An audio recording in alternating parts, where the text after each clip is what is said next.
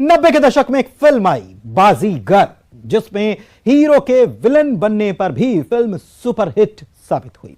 अब आप सोच रहे होंगे कि आखिर हम 30 साल के बाद उस फिल्म का जिक्र क्यों ही कर रहे हैं। तो एक ऐसा हत्यारा आपको दिखाएंगे जो हंसकर कह रहा है, मैंने उस फिल्म में एक सीन देखा था जिस हत्यारे ने डिनर पर बीवी के कत्ल का प्लान बनाया और फिर फिल्मी सीन की तरह किया रियल कत्ल।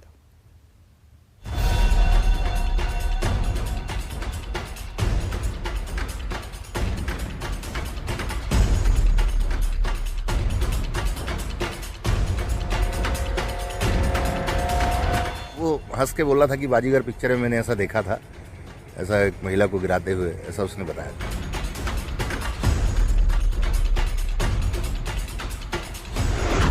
डिनर पर बीवी के कत्ल का प्लान।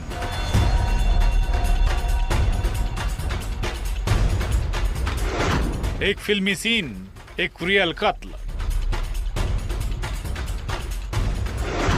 रेलवे ब्रिज से बीवी को फेंका। यह हादसा नहीं, हत्या है।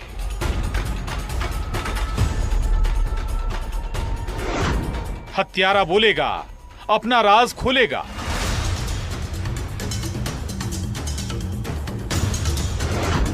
तीस साल बाद मौत का बाजीगर।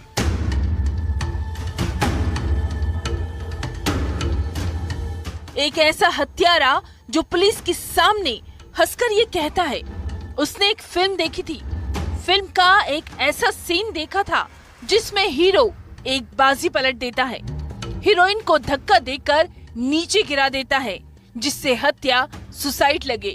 सुनिए जरा। इसका कहना था कि विवाद होता रहता था और इस बात से झल्ला के इसने बड़े योजनाबद्ध ढंग से अपनी पत्नी को लेके गया और वापस आके रेलवे ब्रिज के पास ऊपर लाके गाड़ी रोकी कि मुझे सिगरेट पीनी है।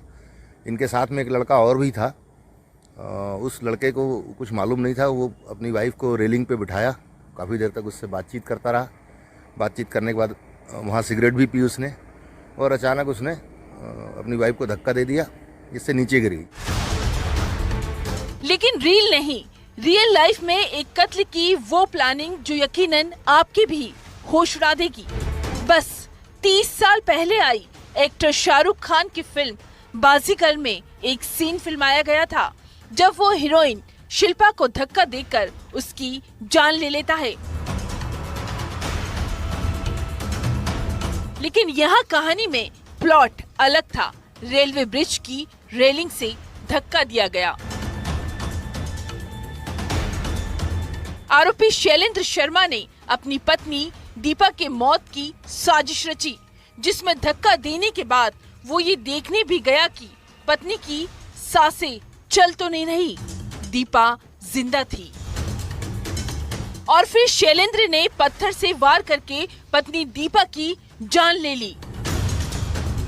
दूसरा लड़का ये देख के घबरा गया और वो बोला कि ऐसा क्यों कर दिया। तो उसको फिर बोला कि अगर तू घबरा रहा है तो चल, तेरे को मैं घर छोड़ देता हूँ। फिर उसको घर छोड़ने गया। फिर वापस आया। वापस आने के बाद में फिर नीचे गया और देखा तो उसकी वाइफ उस समय तक जिंदा थी। उसने पास के एक बड़ा सा पत्थर उठा के, करीब जो 5-7 किलो का होगा, उसको सिर में 2 बार उसने मारा तो उसकी पत्नी की डेथ हो गई। इसके बाद दूसरी कहानी बाकी थी, जिसमें अपने गुनाह को छिपाने के लिए आरोपी पति शैलेंद्र ने डायल 100 को कॉल करके कहा उसका और उसकी पत्नी का एक्सीडेंट हो गया है और इस एक्सीडेंट में पत्नी की जान चली गई। उस आदमी ने सबसे पहले रात को 11 बजे पुलिस को ये बताया था कि अपनी पत्नी को लेके एक होटल में खाना खाने गया था। वहाँ से वापस आते समय सामने से आ रही एक गाड़ी कार की लाइट की चकाचौंध में वो डिवाइडर से टकरा गया और टकराने के कारण उसकी वाइफ जो है वो रेलवे के ब्रिज के ऊपर से नीचे गिर गई, जिसकी हाइट करीब 40-45 फुट है। और वो रिपोर्ट जब हुई थी तो हमको शुरू में ही समझ में आ गया था कि वो रिपोर्ट जो है थोड़ी संदेहास्पद है। उसी हिसाब से उसकी जांच की गई। बाद में फिर मालूम पड़ा कि वो एक्सीडेंट का नहीं है, मर्डर का प्रकरण है।